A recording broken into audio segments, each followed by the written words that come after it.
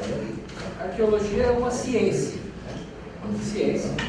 E a arqueologia bíblica é um ramo da arqueologia que estuda questões relacionadas à Bíblia. É um campo muito vasto, uma ciência muito vasta, e para a palestra de hoje eu selecionei alguns pontos, né? Alguns temas, algumas coisas interessantes.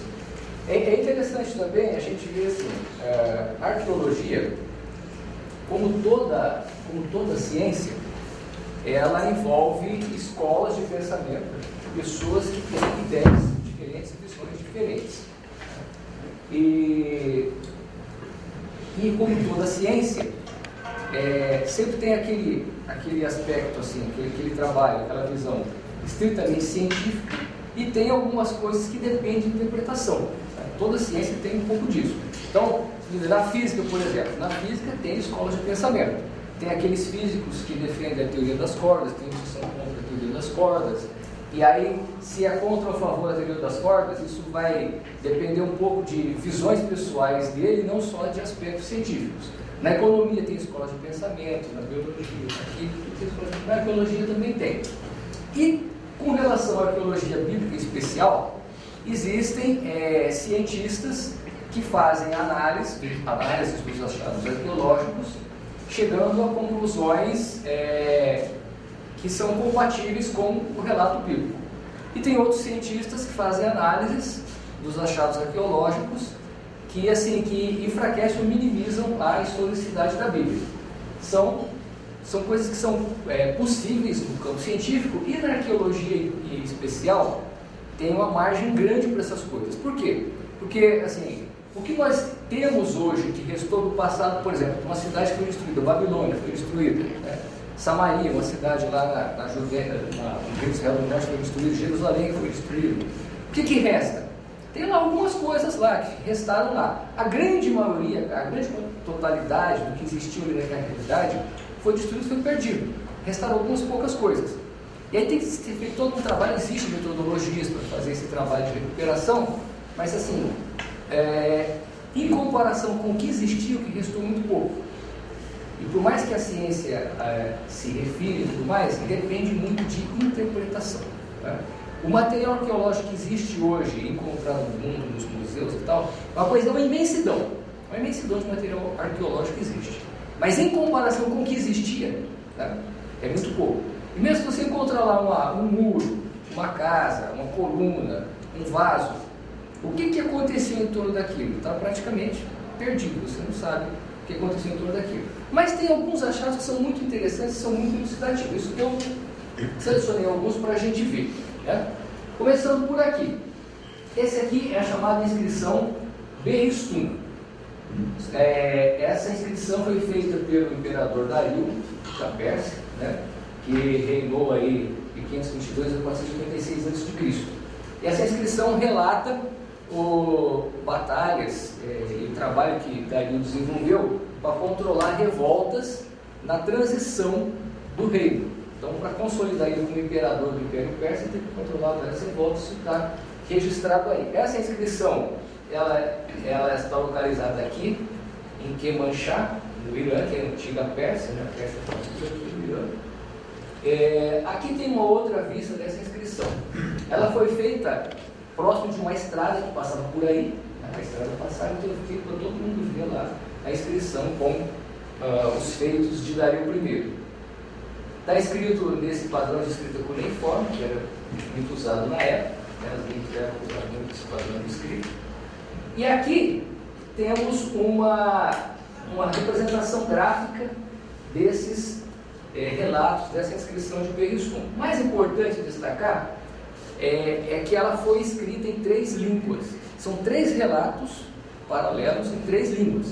Isso é mais importante do que a história que está neles. Porque, como está escrito em 3 línguas, foi possível decifrar essas línguas. Né? Comparando as 3 línguas diferentes, foi possível decifrar essas línguas, e isso ajudou muito no conhecimento da história antiga, da sociologia e tudo mais, né?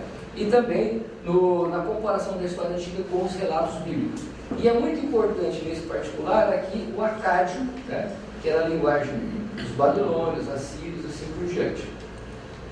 A decifragem disso ocorreu no século XIX, né? ela se iniciou aqui com esse alemão, Georg Grothendieck, e foi concluída por Sir Henry Rawlinson, que era um oficial do exército inglês, trabalhando lá na Pérsia, e ele, com a equipe que trabalhou nisso, começou pelo persa antigo, e depois os outros 2 idiomas foram decifrados aí com a equipe de colaboradores do Rawlinson. Isso é muito importante porque ajudou a conhecer a história antiga e ajudou a avançar, assim, dar um start muito grande na arqueologia, em particular na arqueologia bíblica. Vamos ver algumas coisas, por exemplo, que foram, se foi possível compreender a partir dessa decifragem. Né? Aqui tem, um relato bíblico, por exemplo. Tem muitas histórias bíblicas, escolhi esse aqui, certo? Segundo Reis 18:13, ele relata que o rei Ezequias de Israel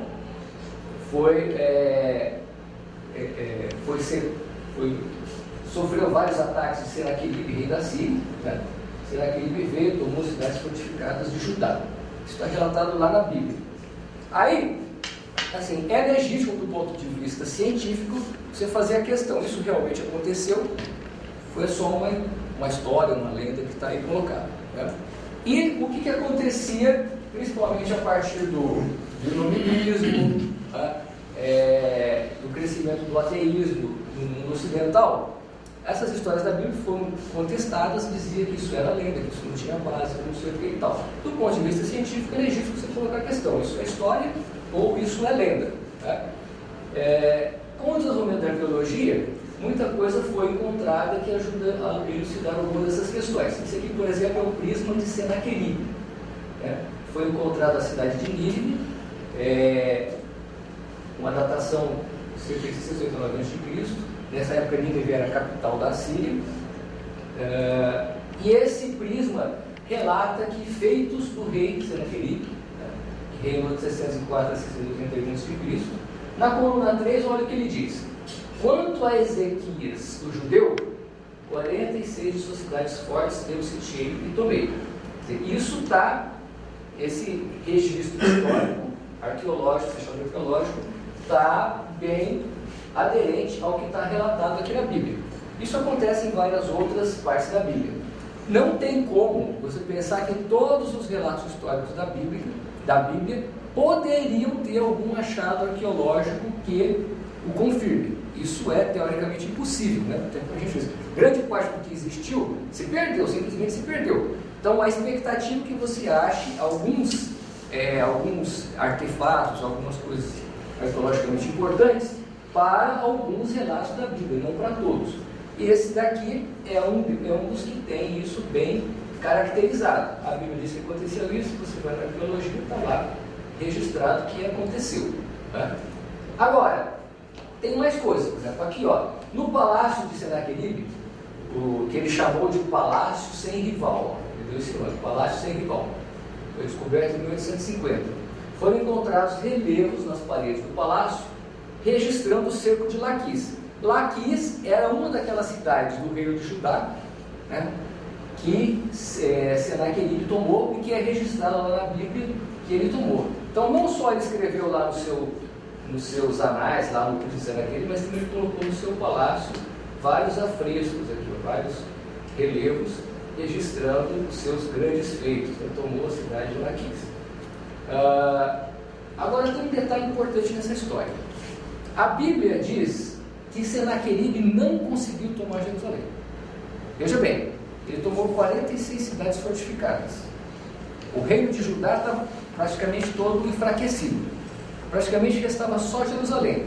Como é que Senaqueribe, que teve tantas conquistas, tantos feitos em termos de batalhas, e conquistou toda aquela região, tomou o reino de Judá quase todo, não conseguiu tomar Jerusalém? Como é que isso seria possível, né?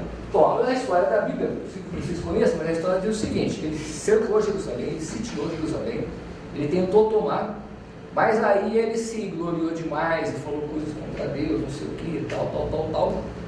E aí Deus mandou um profeta dizer para o rei que ele iria proteger a cidade e que no dia seguinte ia acontecer alguma coisa e os sírios iam embora. O que aconteceu?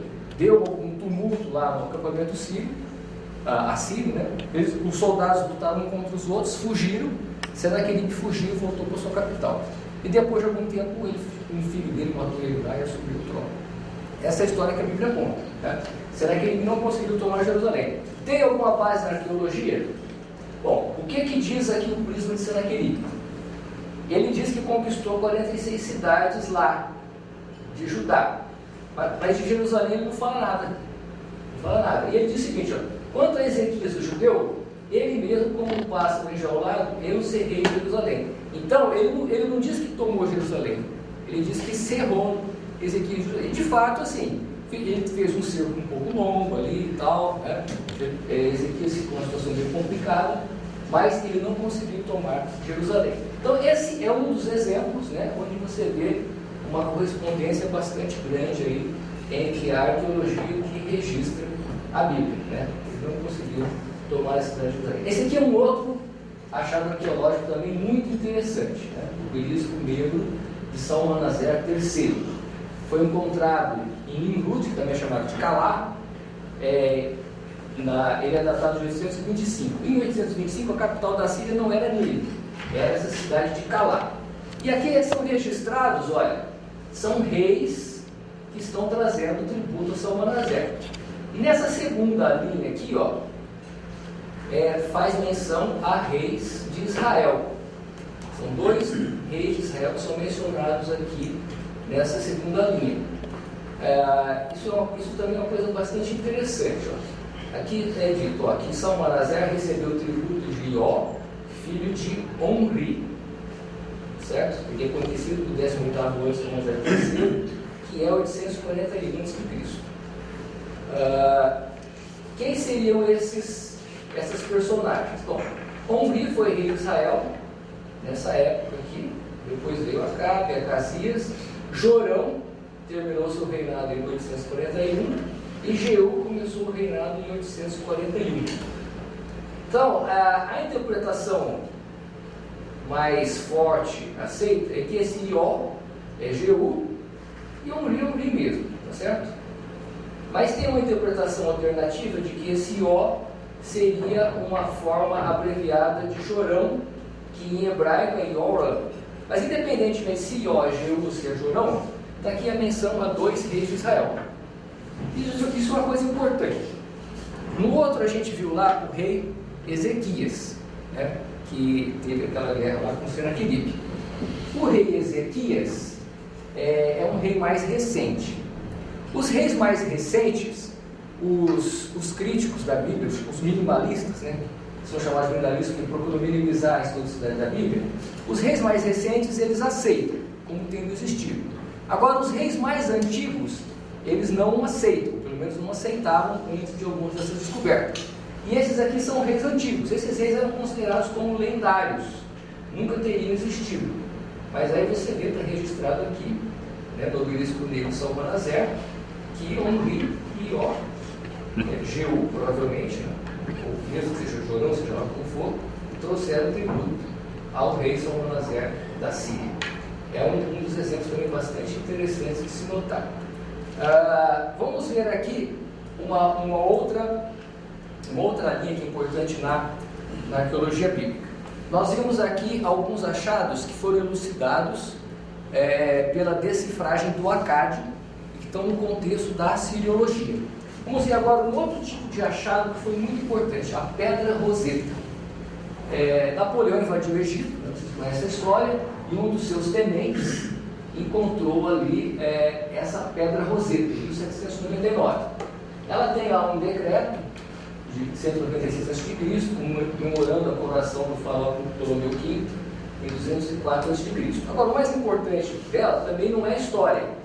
Ela tem aqui, ó, a mesma história relatada 3 vezes em 3 línguas. Nesse ponto é parecido com o caso da inscrição do Eriston, né? Então tem aqui o hieróglifo, que é o egípcio formal, demótico, o egípcio informal, e o grego.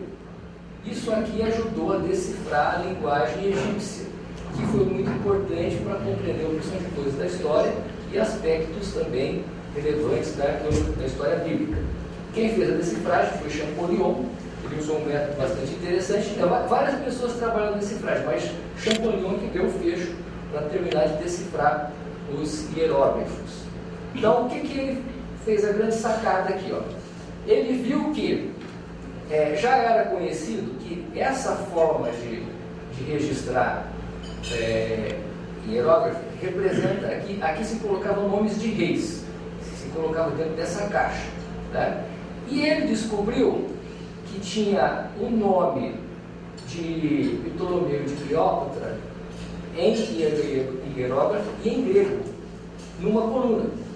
Então ele comparou os dois e ele conseguiu fazer a relação com vários conhecimentos que ele já tinha, né? O que cada letra é o quê? E aí você vê, por exemplo, Ptolomeu. Em grego, Ptolomes, né? Desculpe, em hierógrafo, Ptolomes. Egípcio, Ptolomes. Em grego, Ptolomaios, né? Que em português é Ptolomeu. Cleópatra. Cleópatra é Cleópatra mesmo em egípcio, certo? Cleópatra em grego e em português. Esse aqui foi um caso raro de que o nome foi exatamente o mesmo. Costumam ser diferentes os nomes, né, conforme vai variando a língua. Depois disso, ele descobriu também uma outra situação, com outros nomes de reis. Alexandre, né? Aqui tem a letra correspondente ao símbolo hierógrafo de cada um. Alexandros, em grego. Alexandris em hierógrafo, em egípcio. E Berenice, que aí é muito parecido também, Berenice em grego e Berenica em egípcio. Com essa sacada que ele fez, ele fechou a decifragem do hierógrafo e ajudou muito a história e a arqueologia. Vamos ver um dos casos, por exemplo, em que isso foi muito interessante. Esse aqui é a estela Meneptah, que foi construída por esse faraó aqui só tem essa estátua dele aqui no museu, né? Mas assim, essa estela foi escrita por ele, é uma estela do século XII e retrata vitórias dele sobre livros e postos do mar. Agora, no finalzinho aqui, ó, ele faz menção também a alguns sucessos contra povos de Canaã. São mencionados Asquelon, Gezer e Israel, certo? Então, Israel está mencionado aqui. Isso aqui é Israel em hierógrafo, certo? Pode parecer difícil de saber o que é isso aqui, mas se a gente olhar do lado de cá, aqui no desenho esquemático, fica um pouco mais fácil de trabalhar. Aqui é Israel em egípcio, ele está na forma isriar, né? Essa forma isriar. Agora, interessante notar o seguinte, ó, aqui você tem um homem sentado e uma mulher sentada. Tem 3 pauzinhos embaixo, e aqui tem esse negócio que representa uma lança, representa uma lança. Então, um homem sentado, uma mulher sentada e tal, isso aqui é um povo. Com a lança, significa que é um povo estrangeiro, certo? Um povo estrangeiro. Agora, a forma em que os outros povos são representados na linguagem egípcia, e inclusive aqui nessa estela, é diferente dessa. Veja, por exemplo, os líbios, né? Está aqui os líbios. Como os líbios são representados? Tem os 3 pauzinhos, tem o homem sentado, tem a mulher sentada.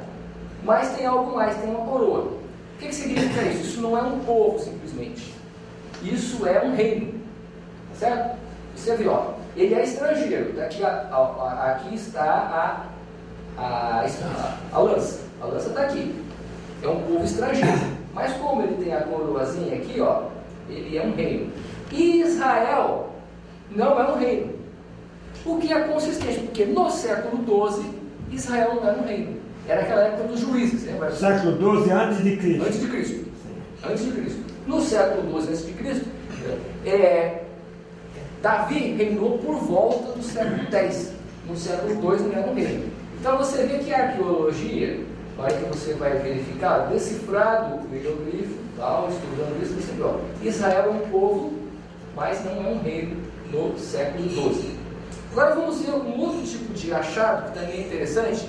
Agora saindo, nós vemos na ciologia, na linguagem do Acade, aqui na egiptologia, né, com hieróglifos. Vamos entrar no campo do hebraico e do aramaico, que esse já não teve tanta dificuldade de decifragem, né, porque é a linguagem da Bíblia.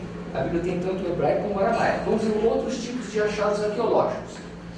Vamos os selos. Os selos são uma coisa bastante interessante. Então, o que era um selo? Não tem nada a ver com o selo da nossa carta hoje, né? O selo era o seguinte, era um anel ou um sinete que o rei ou oficiais do reino tinham. E aí, para autenticar um documento, se colocava uma porção de um material como barro, alguma cera, alguma coisa, aplicava aquele selo e autenticava o documento. Carimbava. Carimbava, era uma assinatura, certo? Era uma assinatura. Os selos, eles tinham um relevo, né? Alguma inscrição, ou algum desenho de um relevo, aí aplicava sobre aquele material moldável e fazia a autenticação. Esse aqui, selo de Shema, né? Um artefato de jaspe, Megido é uma cidade ao norte de Israel, encontrado em 1904. A inscrição... Professor, pois não. Megido fica em que região propriamente? Megido ao norte de Israel. Ao norte de Israel? Ao norte de Israel. Onde hoje é a Palestina, não? Israel fica na Palestina. Israel é um pedaço da Palestina. Eu vou mostrar um mapa lá na frente, depois eu aponto onde é que é. Desculpe interromper, professor. Então, foi datada pela paleografia. O que é a paleografia? O estilo de escrita e o tipo de letra. Então, pela paleografia, essa inscrição é do século 8 a.C., tá certo?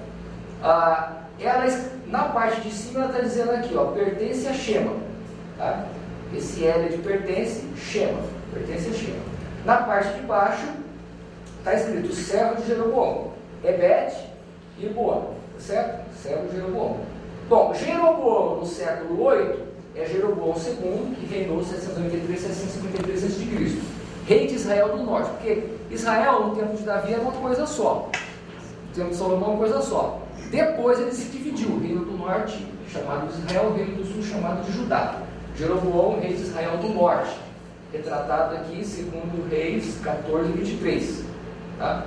Então, esse selo é interessante porque ele faz menção ao rei Jeroboão, que também é um daqueles reis antigos que eram considerados lendários, que nunca teriam existido. Né? Porque os críticos dos militares, o que eles falam? Eles falam o seguinte, ó, nessa época não tinha reino. Israel era, sei lá, um juntado de gente lá, não tinha reino. Eles não tinham se estruturado ainda.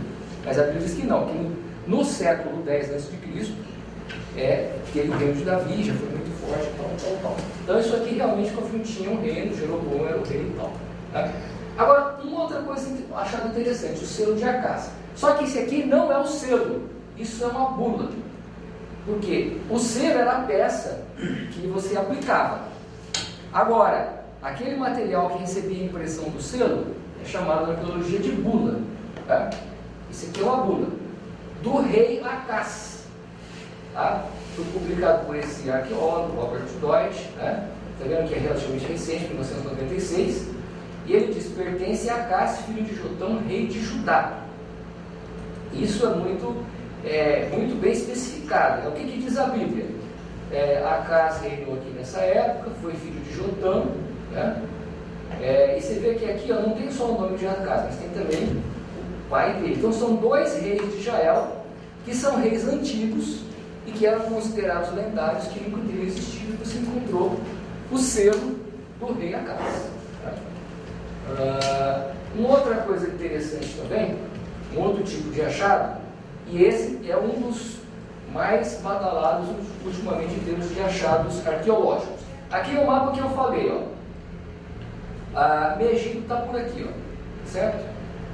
O reino de Israel é essa parte de cima aqui. O reino de Judá está na parte de baixo aqui, e Megido está por aqui. Não sei exatamente o lugar, mas ele está por aqui. Agora, esse lugar aqui, ó, é Tel Dan, está aqui no extremo norte de Israel. Dan era uma cidade que foi fundada lá no início da colonização de Israel, quando o povo de Israel tomou posse da terra de Canaã. Então, Dan era uma tribo de Israel e criaram a cidade de Dan. E Tel é o seguinte: quando uma cidade era destruída, alguma coisa assim, ficava aquele monturo lá, aqueles destroços todos, aí vai juntando terra, areia ali em cima e vai formando aquele monte ali de terra, chama de Tel. Tel Dan é isso. Agora, aqui já não tem mais um monte. Por quê? Porque vem sendo feitas escavações aqui desde 1966. Então aquele monte de terra, aquela coisa, isso aqui já foi retirado, né? detrito que tinha aí já foi retirado. Esse aqui é um sítio arqueológico já bastante limpo, escavado e tal. Tá? O que foi encontrado aqui? Ó, quando você analisa, isso aqui é um espaço ali nesse Teldã. Quando você analisa isso aqui, o que tem de interessante aqui? Para nós, que não somos profissionais de arqueologia, não tem nada de interessante aqui, né? Mas foi encontrado esse fragmento de uma estela. Lembra o que é uma estela, né? Uma estela é um pedaço de rocha, costuma ser grande, assim, com inscrições, onde os reis, os oficiais, contam lá os seus feitos e tal. Aqui um fragmento de uma estela foi encontrado em Teldã, chamada de Estela de Teldã. É datada do século IX a.C. pela paleografia e pelo contexto arqueológico, porque ela está ali em estratos que são do século IX a.C., escrita em aramaico antigo. Tá? O aramaico é uma das línguas que tem na Bíblia, mas ele não era a língua dos hebreus, era a língua dos sírios e de alguns outros povos, certo? É escrita em aramaico antigo. E ela retrata sucessos de um dirigente da Síria que não é identificado aqui, porque foi encontrados fragmentos, são 3 fragmentos da estela, então não tem a estela toda, que são uns pedaços. Então não tem o nome de quem que é esse dirigente da Síria. Então está aqui o desenho do aramaico, a transcrição para o hebraico, tradução para o inglês. Né? Logo de cara está relatando aqui que são guerras contra Israel. Guerras contra Israel. Muito bem. O que a Bíblia registra de guerra entre Síria e Israel? A Bíblia faz aqui alguns registros, né? Então teve essa guerra aqui de Ben-Hadad contra Baasa, depois Ben-Hadad II contra Acabe, teve 3 guerras, de Azael contra Jorão, Jeú, Joacás e contra Joás. Aqui Acasias aqui lutou contra Jorão nessa guerra. O que está em vermelho é onde a Síria venceu. O que está em preto é onde Israel venceu. Então, o que é relevante para entender essa estela são os que estão em vermelho. Alguns desses que estão em vermelho é que teriam sido mencionados ali naquela estela. Certo? Jorão foi ferido pelos sírios nessa batalha, e Joás foi morto pelos sírios em outra batalha. Certo? Então, é possível que esteja se referindo a alguns desses casos. Agora, o mais importante aqui nessa estela é o seguinte, é essa menção aqui, ó, Bit David. É lido da direita para a esquerda, né? Você sabe que é aramaico, hebraico, da direita para a esquerda. Então, aqui está Bit David, e aqui é escrito em hebraico, né? Bit David, casa de Davi. Isso é algo bastante importante. Por quê? Porque os críticos e os minimalistas dizem que Davi nunca existiu. Né? Isso é uma figura lendária que nunca existiu, Davi. E casa de Davi? O que é casa de Davi? Casa de Davi, na Bíblia, né? Olha, eu escrevi errado aqui. Não é tipo, é bit. Corrijo já aqui. Já sei, é porque eu botei. Tá certo, eu escrevi errado. Eu botei da direita para a esquerda, igual eles costumam escrever aqui, e da esquerda para a direita, igual a gente costuma escrever aqui. Bit David, casa de Davi. Isso aqui é a expressão usada na Bíblia para se referir à dinastia criada por Davi. Então você vê que Davi não era só um rei, ele criou uma dinastia, e essa dinastia perdurou por alguns séculos. Né? Então assim, era uma coisa que tinha uma certa importância no contexto bíblico, e que é negado por vários cientistas, críticos, minimalistas, etc. E aqui essa estela de Teldã traz a expressão casa de Davi, Bit Davi, certo? Que é usada. Então ela é muito importante por causa disso, porque coloca registrado com todas as letras que nessa época, lá já há muito tempo atrás, não só Davi era reconhecido como rei de Israel, mas como um rei que criou uma dinastia. E a dinastia já existia, já era consolidada e era registrada pelos seus vizinhos, né? Inclusive registrada aí. Quando um rei, o rei da Síria, se gaba de ter vencido um rei da dinastia de Davi, é um grande feito. Um feito muito grande. Porque se fosse alguém qualquer, não ia botar nessa estela, não ia fazer esse troço todo e tal, tal, tal. Então, é uma coisa que realmente reforça o texto bíblico. Muito bem, como o nosso tempo é limitado, eu escolhi esses pontos, né, para a gente discutir. Se vocês tiverem questões, perguntas, está aberto para poder conversar. Posso? Pois não. Posso falar? O senhor ali mostrou o rei de Judá e não mostrou o rei de Israel. Por quê? O senhor fez a demonstração ali, no quadro, e não mostrou. Deixa eu ver a qual parte o senhor está se referindo. É logo no início. Aqui? Sim. Então, ó, o reino de O rei Israel. da Galileia, O reino ele de mostrou Israel de Israel. O reino de Israel está nessa parte de cima. E o reino de Judá está nessa parte de baixo, ao sul. Porque eu achava que devia estar ali em cima. O rei de Israel embaixo. Então, tudo bem, você tem razão. É que, assim,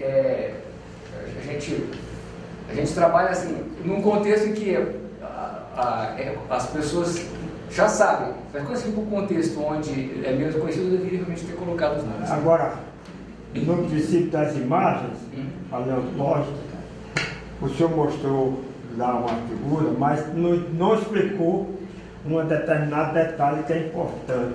Vamos ver na paleontologia. Vamos ver qual seria aqui que a gente explica. Vamos voltar. Qual delas que é? Eu não estou vendo bem aqui. Veja o terceiro. Aqui? Não estou vendo bem, mas abra aí, porque eu não estou conseguindo ver isso aí. Bom, então, gente, eu vou passar. Não, mais adiante. Aí o senhor fala qual aí, aqui. Isso. Esse aqui. Pois não. O que o senhor fala? O significado. Peraí, deixa eu ver o que não, é que esse negócio aqui, do F5 ele volta para o começo. Essa imagem aqui tem uma simbologia na história do povo essênio e posteriormente. Eu vou explicar o que é isso aqui. Isso aqui é o seguinte, quando ele cada escola histórica dá uma interpretação sobre essa imagem. Eu queria saber do senhor qual é a interpretação do senhor. Isso é o seguinte, a primeira vez que isso foi visto, teve ideias muito díspares, né? Tinha gente que falava que era Cristo, os 12 apóstolos, coisas mais malucas. Mas aí os cientistas, historiadores foram analisar, foram ver, né? Então aqui, esse aqui, deixa eu só voltar um pouquinho, para ficar mais fácil. Esse aqui é Dario. Certo. É o imperador. Esse que está embaixo aqui, não está escrito na inscrição quem ele é. Não está escrito quem ele é, mas pela interpretação, ele é associado com Gálmata, que era um dos principais opositores de Dario nessas revoltas todas aí, que impediram Dario de assumir o Império Persa, né, a sucessão do Império Persa. Então Dario estaria com o pé no pescoço de Gálmata, que de fato ele combateu, lutou contra esse opositor, ele estaria com o pé no pescoço dele. Esse aqui é um deus persa. Agora eu não lembro o nome dele, mas esse aqui é um deus persa que teria ajudado, protegido a Dario, né, em todas essas guerras, nesse controle das revoltas que teria acontecido. Tá? Então esse é o que é a interpretação que agora é aceita pela arqueologia e pela história desse desenho. Então está se interpretando como sendo o deus dos persas. É o deus persa. Porque a outra interpretação de que ele seria um deus dos judeus. Não, aqui não tem nada de judeu. Pois é. Mas agora o que acontece é o seguinte, isso que o senhor não tem nada de Israel. Nada de Israel. O senhor está falando uma coisa muito importante, por quê? Porque assim, pessoas leigas, com toda boa vontade, eles encontram certas coisas e saem fazendo interpretações. Então assim, o primeiro entendimento que teve dessa inscrição é que era Cristo e os 12 apóstolos. Isso aqui é absurdo. Entendeu? Uma coisa absurda. É que isso aqui ele foi descoberto, Deixa eu ver se tem aqui quando é que ele foi descoberto. Isso eu anotei aqui. Mas aqui, isso aqui é o seguinte, ele foi visto pela primeira vez que se tem registro por volta do ano 1500. Estava saindo da Idade Média. Então as pessoas elas não tinham treino, história, arqueologia, não tinha. Estava saindo da Idade Média. Então elas viram isso aqui e pensaram, isso aqui é Jesus e todos os apóstolos. Aí depois ele foi visto novamente um pouco mais para frente, em 1700. Agora ele começou a ser estudado de fato cientificamente na virada do século. Tá? No final de 1700 ele começou a estudar cientificamente. Em 1802, 10 caracteres do persa já estavam decifrados. Aí quando esse Sir Rawlinson foi para lá como oficial do exército inglês, que ele viu isso, aí ele se animou com esse negócio e começou a trabalhar com alguma equipe, com colaboradores e tal, e ele fez a decifragem. A hora que fez a decifragem e leu a história, aí fica claro que não tem nada a ver com os 12 apóstolos, aqui não tem nada de Israel. Isso aqui são guerras entre os líderes persas ali, né, tentando um contra o outro, aí vencer o outro para dominar e tomar o império. É isso. E finalmente, professor, eu perdoe a insistência. A Pérsia naquela época corresponderia hoje a que área? O que corresponde à Pérsia? Tá? Vamos ver aqui, Paraná, Essa é a área. Tá vendo aqui, Olha aqui o Golfo Pérsico. É Irã, quase tudo Irã. O Golfo Pérsico, aqui o Iraque, tá vendo? Aqui Irã. E ele está nesse pontinho aqui, a inscrição de não incluía o Iraque, não. Não, o Iraque é Mesopotâmia, Babilônia e Assíria, certo? E o Irã era a Pérsia. Tá certo, obrigado. Muito bem. Bom, tem uma curiosidade que é o seguinte, a Bíblia talvez tenha sido o livro mais lido no mundo e talvez o mais influente até o momento, né? E o seu trabalho, que pode parecer bastante específico, a arqueologia bíblica, na verdade tem uma importância muito grande, porque ele tenta, através da ciência, trazer luz à veracidade desses textos. Porque hoje, com todo o desenvolvimento das telecomunicações e da informática, você faz um censo aí em um país, você ainda tem erros associados. Você imagine um livro que foi o conjunto de pergaminhos coletados durante o tempo, interpretados em várias línguas, que no final se formou um compêndio, e que ainda tem interpretações múltiplas. Dentro de uma mesma religião, você encontra várias interpretações dentro de uma mesma religião. Então, seu trabalho, na verdade, tem uma importância muito grande, e dos seus pares, é lógico, para trazer à luz a veracidade sobre alguns aspectos. Você não mostrou nenhum, pelo menos eu não tenha percebido, alguma comprovação científica ligada à arqueologia, que tem uma importância muito grande para dizer, olha, tem falhas graves aqui na Bíblia, isso aqui não aconteceu, e está citado aqui. Você só trouxe testemunhos de confirmação, pelo menos que eu percebi pela sua fala, de textos bíblicos. Como é que quais são, houveram descobertas que demonstraram falhas ou missões importantes? Então, o que acontece? Como eu falei para vocês, assim, o nosso tempo é limitado e o assunto é muito vasto. Os casos onde a arqueologia mostrou que o texto bíblico está bem amparado, esses casos são muito bem claros, tá? Como esses que eu mostrei aqui. Os casos onde a arqueologia teve um resultado contrário, eles não têm essa clareza, e parte deles, ao longo do tempo, foi derrubado. E aí, assim, para a gente pegar casos desses que a arqueologia possivelmente não confirmaria a Bíblia, são análises complexas, que exigem um pouco mais. Então, assim, eu posso até vir um outro dia e apresentar alguns casos desses, tá? Mas, assim, são análises muito complexas e elas não são conclusivas. Então, o que existe hoje, de fato, na arqueologia é isso. Tem achados que são claros, cristalinos, são conclusivos, mostrando que o relato bíblico tem base na história. E tem outros que não tem essa característica, tá? E que ao longo do tempo tem mudado a interpretação deles, tá? Mas existe, tá? Existe alguns casos. E eles dependem muito de interpretação, tá? Como tudo na arqueologia, em outras ciências também, mas na arqueologia é mais crítico, depende muito de interpretação. E a gente pode, qualquer hora, como dito, a gente pode vir trazer alguns casos desses, tá? E a gente conversar sobre eles. Tá? Só que são muito complicados. Aqui é um exemplo de um caso. Encontraram um desenho, tá? Que foi colocado como sendo a Yahvé e a sua mulher. Tá? Aí depois vem um outro cientista dizendo que não é, que não sei o que, paratatá. Tá? E aí depois tem uma outra análise, então, mesmo que isso fosse Yahvé e sua mulher, também não contradiz a Bíblia. Tá? Então assim, é muito interessante esse caso, tá? A gente pode até um dia no futuro vir, eu apresento ele. Só que são casos que demandam um pouco mais de atenção, não são coisas evidentes, como a gente mostrou aqui. Que assim, isso aqui é auto-evidente, tá? Esses casos não são auto-evidentes. Ok. Alguma questão mais? Depois pode não aí. Essa é curiosidade mesmo. Nesses achados arqueológicos, né? Se nós fôssemos estudar isso hoje, com um grupo que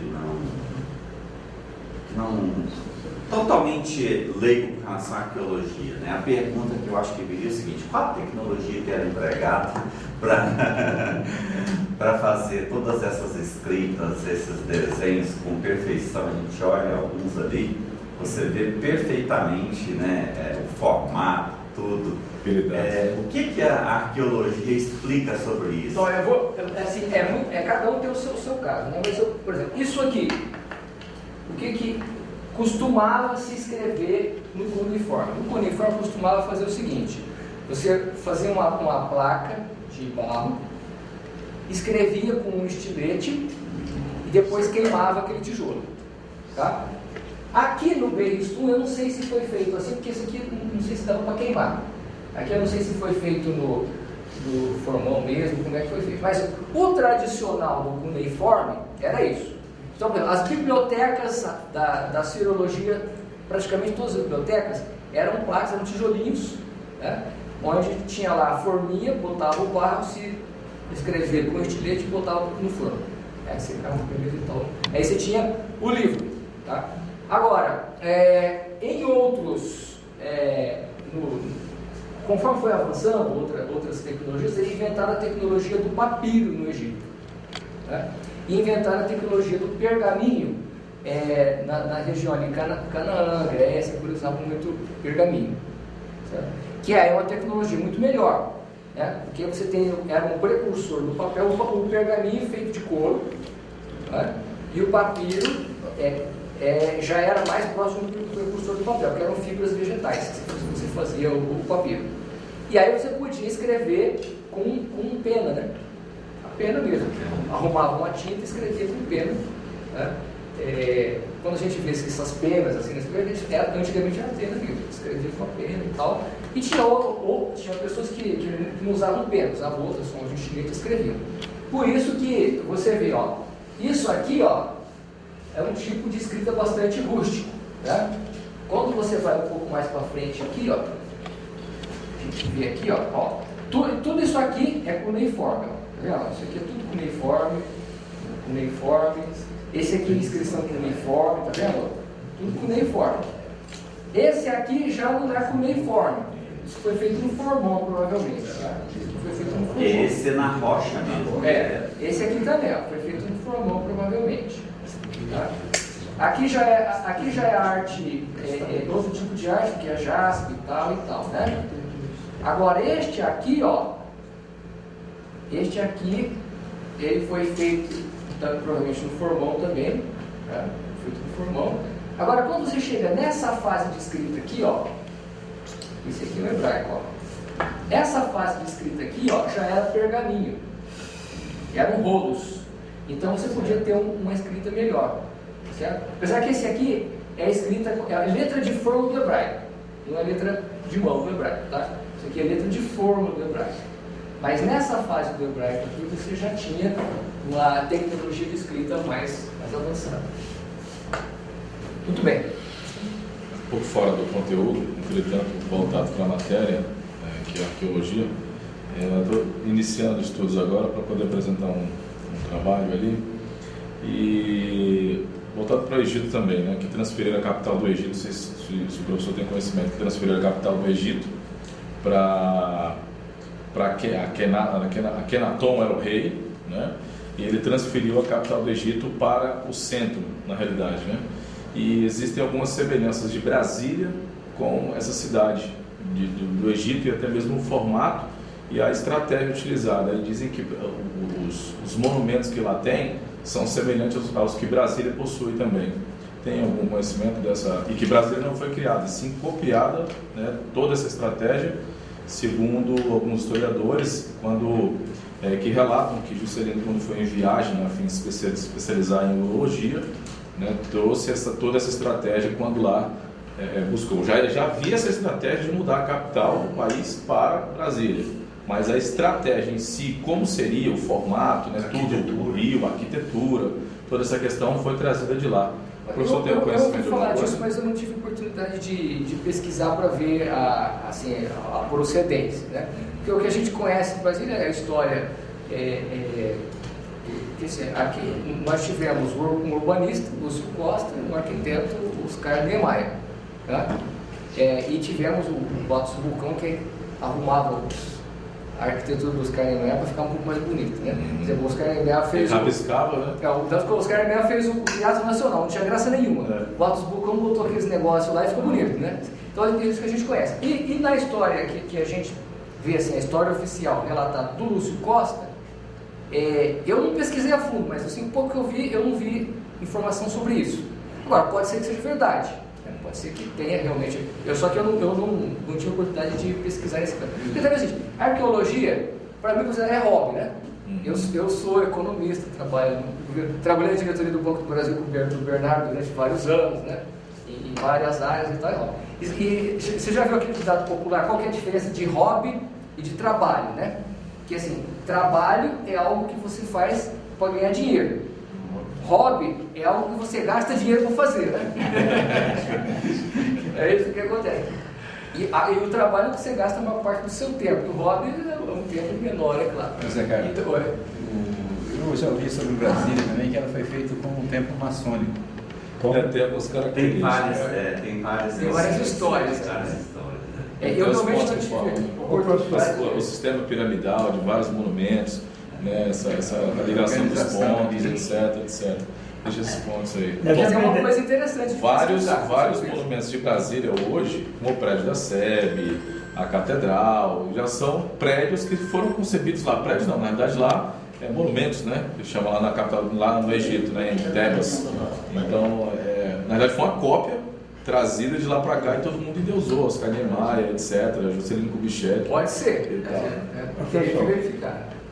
Eu li, não me lembro qual foi o autor, fazendo a